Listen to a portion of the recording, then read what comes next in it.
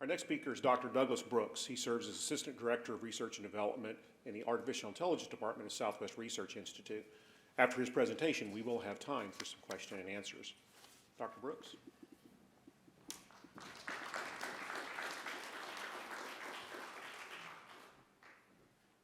All right, let's see if I can figure out how to make these things work.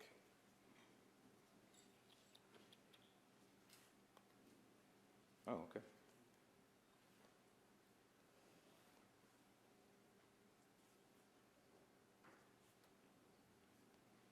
All right. So thank you all so much for having me. First of all, just two quick points. Number one, I am a relatively fast speaker.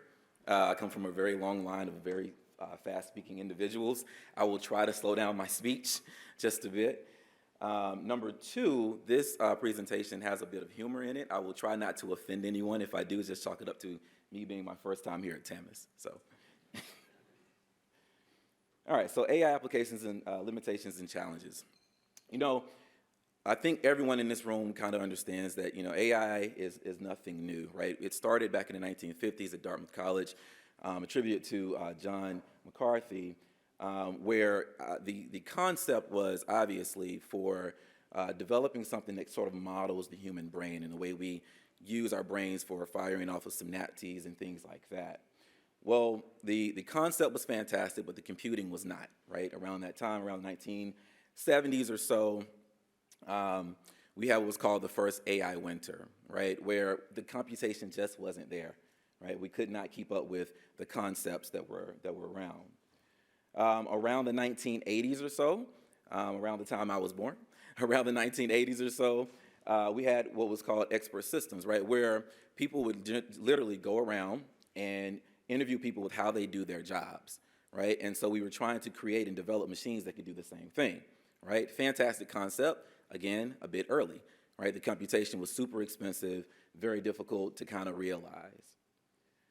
But then around the early 2000s or so, we had obviously Moore's Law, where the computation began to double very often, right? And now these concepts could be realized.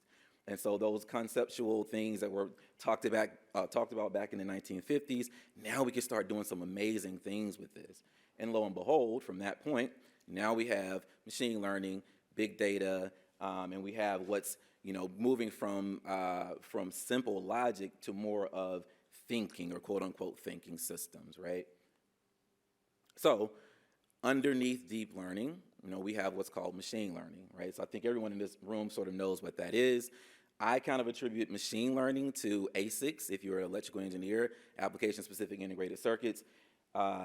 Highly application-specific. They do a really, really good job on very narrowly focused tasks, right? Object detection, things like that. They do a really good job. They require a ton of data to actually get somewhere, right, and what you're trying to do. So things like, hey, I can recognize cars and images and things of that nature. It does fantastic.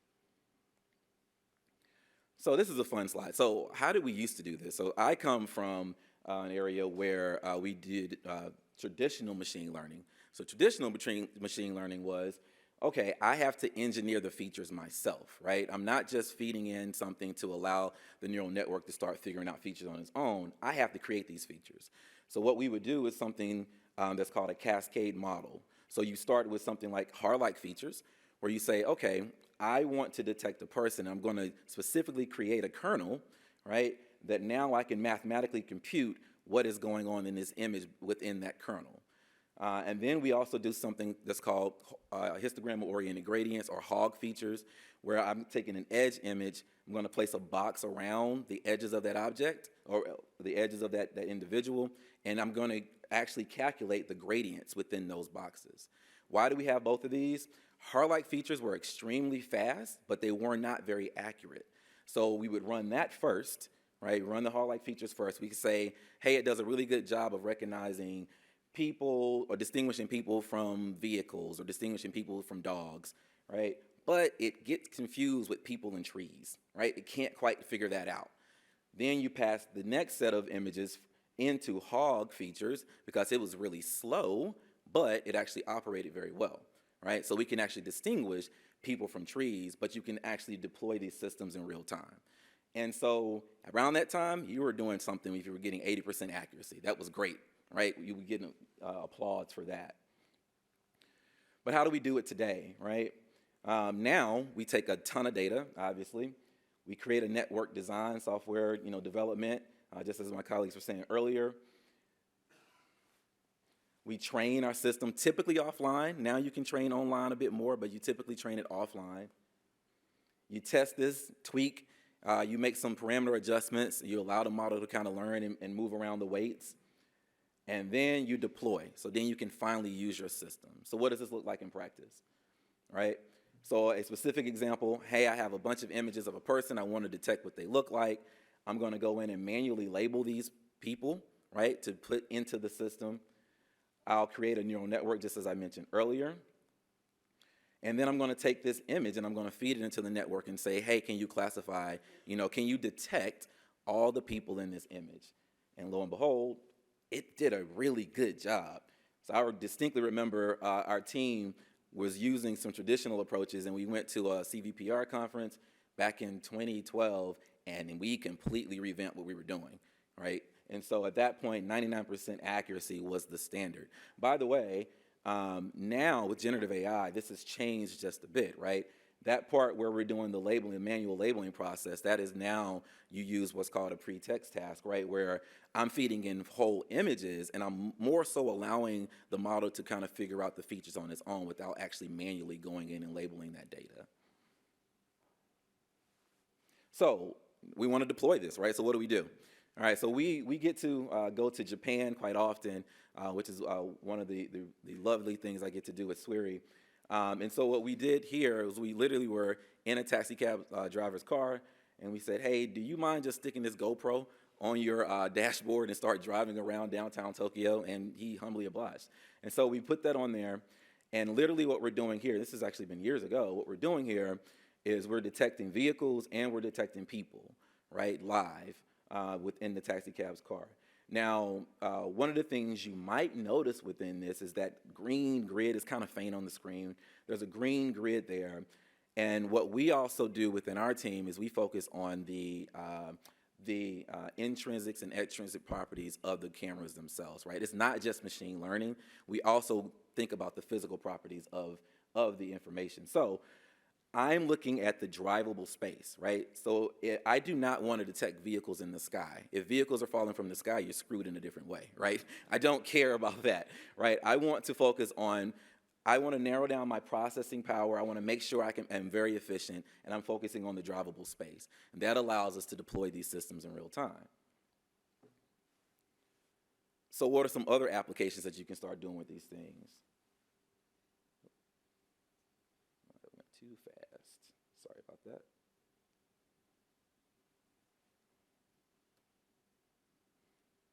Give it one moment. Here we go. There we go. Okay. So other things that we can do in analytics, if we partner with individuals who really understand the human body, right? My team is machine learning, data scientists, computer vision. We don't understand the human body, but we can partner and talk to other individuals, even at the Institute, who really understand the human body and the limitations of the human body. And so in the past, what individuals would really do when they're trying to model the human body and see movement, they would deploy really expensive systems like Vicon, OptiTrack systems, market motion capture systems. What we do now is we literally just say, hey, let's just stick cameras in the environment, use the biomechanics of the body, and now we have a much cheaper approach to modeling and figuring out how people are moving in the environment. And so what you can now do with that is say, hey, I can track your motion in playing basketball or volleyball. I can track your motion in a lift for physical weightlifting. And now we can see how you're improving or performing over time, which is fantastic. We also do things like signal processing and then monitoring and measuring hardware and materials and things of that nature as well.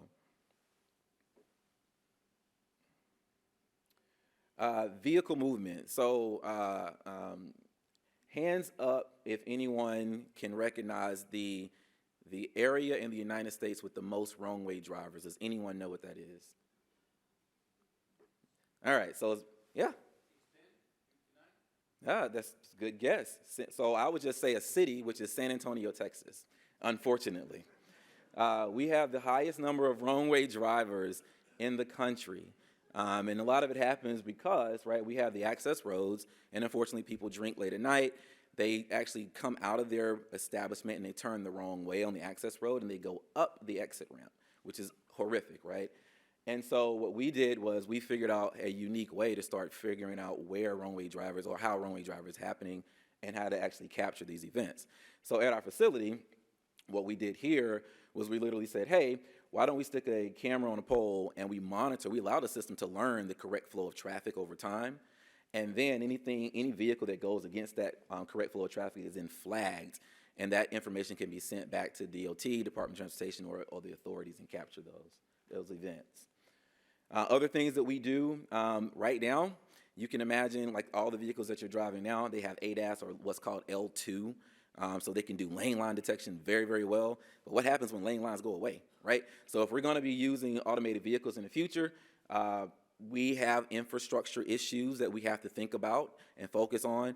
And so we imagine a future where, you know, if I live in a rural environment, but I work in an urban environment, I don't think my automated vehicle is going to drop me off on the side of the road and make me walk the rest of the way, right? What I would rather have is my vehicle taking me all the way home. And so what we're having here is, hey, what if the lane lines don't exist? If they exist, use them. If they don't, we can figure out the edges of the road, measure the lane width, and figure out exactly where we should drive. Or even doing things such as seeing segmentation and, hey, this is dirt, this is gravel. You know, we work with a lot of military clients as well, and so you can start capturing those things as well.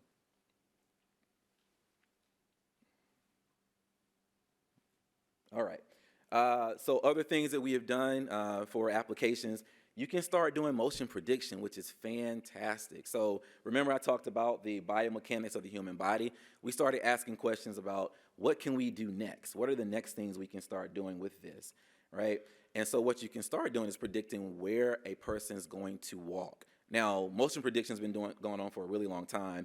What I kind of showed earlier with the vehicle movement, there was a version or flavor of optical flow. Optical flow is basically like your mouse moving around. Hey, I'm measuring sort of the motion and the differences and changes in environment. But we do a much more fine-grained job with that now with our biomechanics. I know the human body, right? And I played a lot of basketball. My old coach used to always say, hey, a person can't go anywhere without their hips. I always focus on the hips. And so that's what we did, right? We now know physically where the body and the joints are located, and we can physically see, right, where the hips are located. Now what we're focusing on is changes in motion. So in these screens, these videos here, if a person is walking on the sidewalk, not paying attention, which is what happens typically, and I'm pretty sure most people don't use the actual crosswalk, but they're listening to their music, they're jogging and things like that, and they just happen to walk into the road, right? We can capture that in real time, very, very quick, in microseconds or milliseconds. And so what will happen is that blue leading dot that you see there is we have actually predicted where they're going to go on the road, and the vehicle can stop immediately. Now, this can be used for current L2 systems all the way up to whenever one day this happens, L5 systems, when vehicles are completely automated.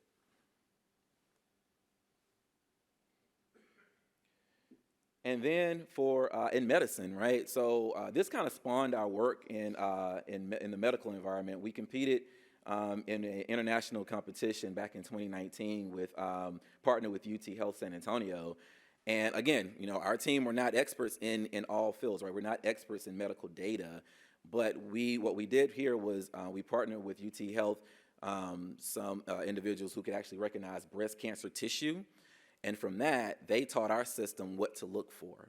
And so what you're seeing in this video is 5,000 pixels being scanned in an order of minutes, right? And that amounts to about a 70-page book. And so this scan is a single tissue alone to capture breast cancer. So this kind of spawned our work in the medical field as well.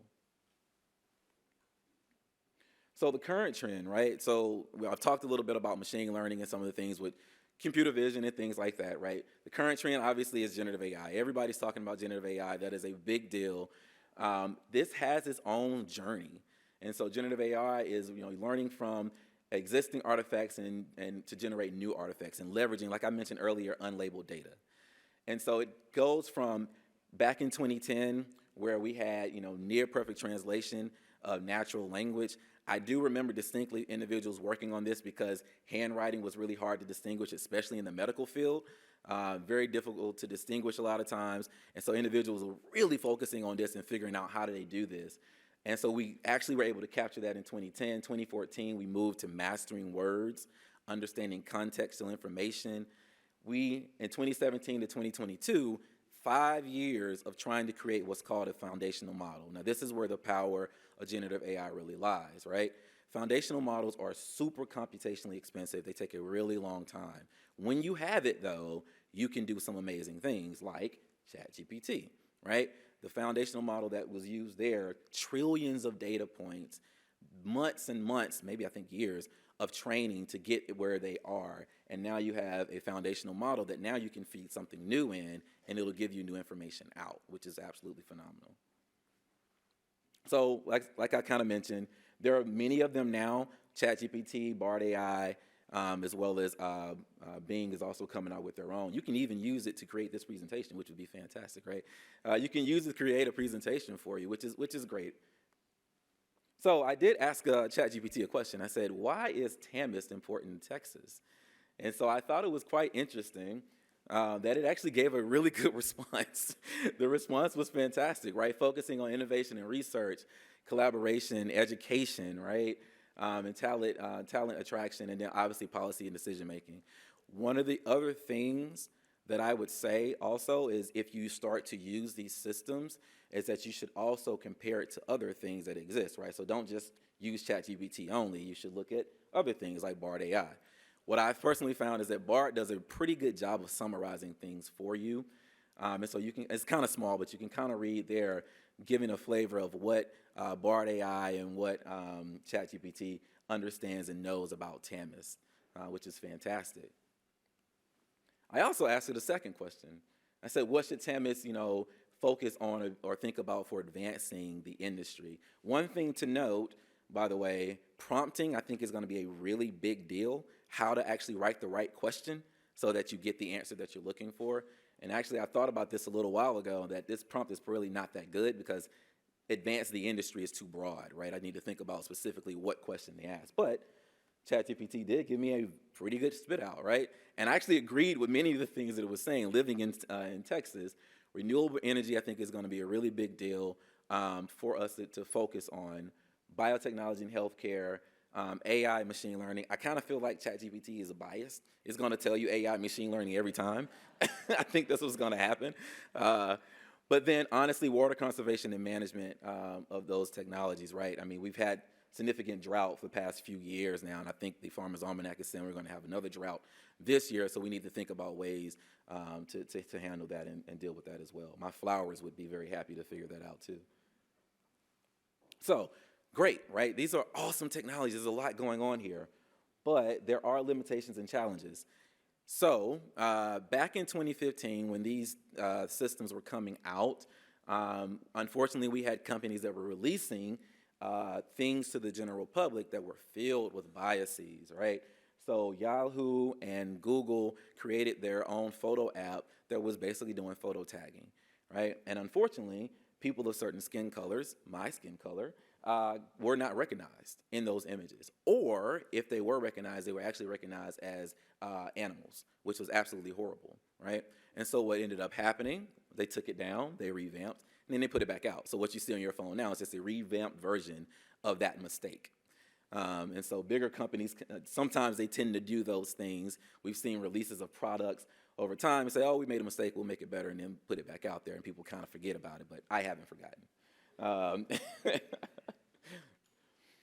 I don't know if anyone's seen this. So that was an older version of biases, right? This is a newer version of bias, right? Generative AI is still very biased today, right? So Bloomberg has done an amazing job, I think, for this particular study. What they did was they took this is a study for what's called Stable Diffusion Web, which is basically an image generator. And so they essentially said, hey, I'm going to take 5,000 images across 14 different job categories. We'll dissect them into high-paying jobs, 7 high-paying jobs, 7 lower-paying jobs. and then I'm going to feed it 300 images in each job category. Or not images, I'm going to prompt it 300 times, right, to give me an image out every single time. And so what they found was, right, across different skin colors, the vast majority of high-paying jobs had a lighter skin complexion versus the ones in the lower-paying jobs. And so that obviously shows some bias in that particular category as well. They also did this across gender, which is fantastic too, to kind of monitor and see things, how this is panning out. The interesting part is that you see in housekeeper, every person there is represented as a female or either unknown. The one that's near and dear to me as an engineer is that they had one female engineer, which is absolutely horrible in my opinion. My wife is a chemical engineer by trade, and the fun thing about our household, and my kids probably roll their eyes, is that we get to have these kind of conversations.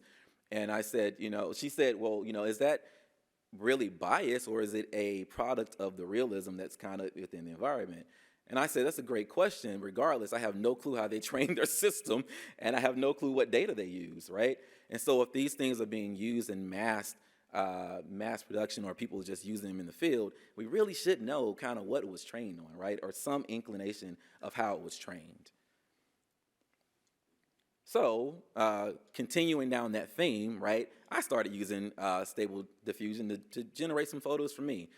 So I said, hey, give me a particular type of photo. And obviously anybody can tell that this photo is not real, right? I mean, I said, give me a picture of a dog eating an apple in space, right? Clearly that is not real. So if I put this in, general public or general society, it's not going to be real. People will know it's not real. It looks cool, but it's not real. But what happens when other things start to occur? And hopefully this video will play.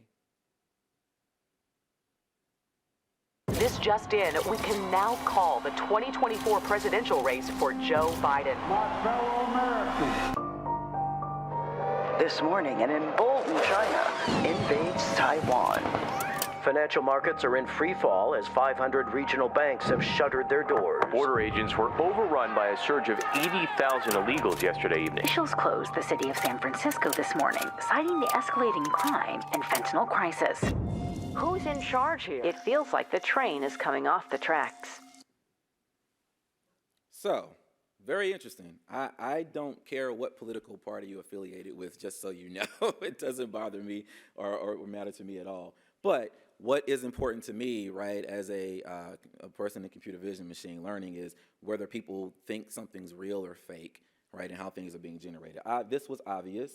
This one, not so much, right? In the left-hand corner, if you paid close attention, it says that was completely, everything in that video was generated with AI. There was no real image in that video at all. And so for me, as a person who plays a bit of video games, there was one dead giveaway. The person that was on drugs at the very end, that looked like a cartoon character to me, but not everyone, right? And so knowing what's real and what's fake, I think is going to be a really, really big thing. Kudos to these individuals who actually at least put that in the left-hand corner, right? They at least put it there, but I think what's going to happen is many people will not put that information there, and people will be tricked. So there's things that we need to consider. I am pushing up on time, so I'm going to kind of speed up here a little bit. Where AI continues to lack today, it still lacks inferencing and reasoning, right? It does a really good job for narrowly focused things, but it does not do so well with contextual understanding, right? That's where humans excel, right? We can do things like, hey, yeah, there's a person on the sidewalk next to another person on a bike, next to a car. What do I do in this scenario, right? AI is going to say there's a person there's a person, there's a bike, there's a car, things like that. This is an interesting scenario that I have to run through this part. So we had an individual come to our facility years ago, and they were doing their thesis, and it was pretty interesting that they were kind of focusing on their thesis. And everyone in this room probably understands, like, as you're doing your thesis, the job of the committee is to poke holes, as many holes as possible in your thesis, and see if you can defend it. And so obviously we started doing the same thing. So he wanted to recognize and identify in imagery bank robberies, which is very interesting. So we immediately said, okay, how are you doing that? What's the first thing you're doing, right? Well, a person's wearing a mask, right? If they're wearing a mask, they're a bank robber, call the authorities, right?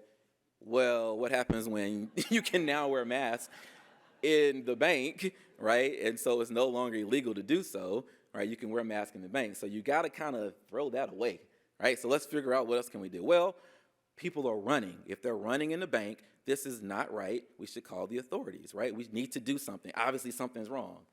Unless you like me and you have kids that will not walk anywhere. So they run everywhere they go, especially my 2-year-old daughter, cannot get her to walk anywhere. And so the whole goal of this is not to accuse, but to assess, right? You provide information such that a human can now make a decision as to what should be done, right? And it's not always calling the authorities. That's ugly on the transparency and explainability. This is something that's still being worked on as well with transparency and explainability. The last kind of slides here, the age-old trolley problem I think is a big thing.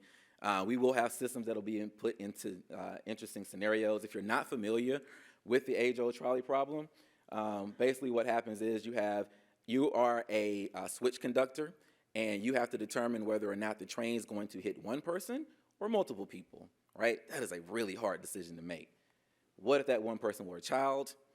Very, very tough decision to make. What if it was the U.S. president? Maybe an easier decision to make for some people, depending on your flavor. But what will happen is who trained this system whenever we put this out? And so what do we do with that, right? I think these things will actually come into play. There will be ramifications that we have to consider and think about as we're moving forward with this as well. And I am flashing, so I'm going to finish up here.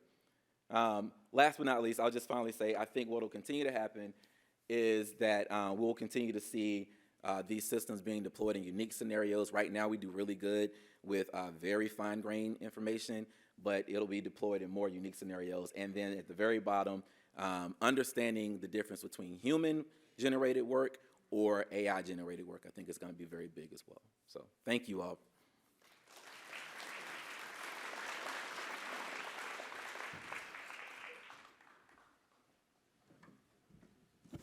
Thanks, Doug. We have a couple minutes for questions, so feel free to come up to the microphone. Yes, sir. Hi.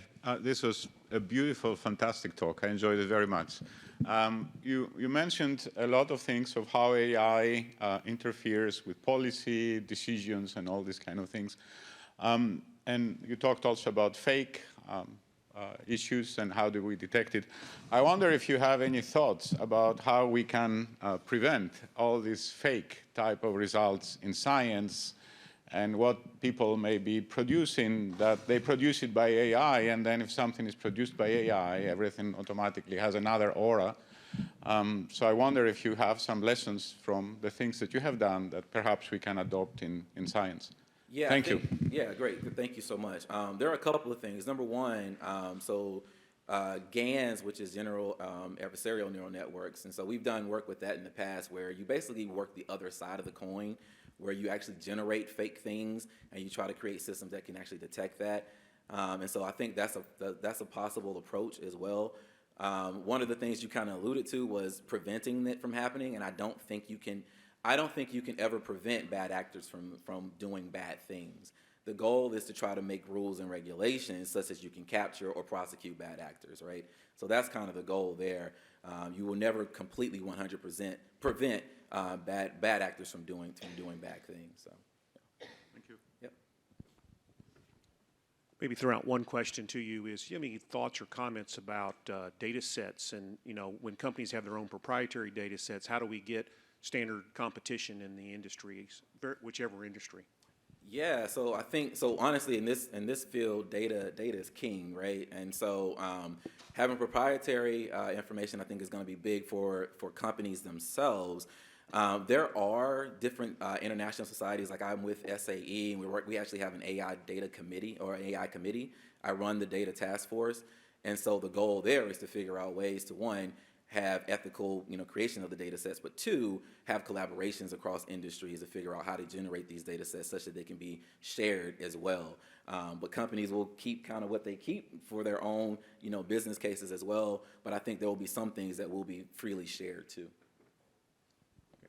Well, please thanks Dr. Brooks again.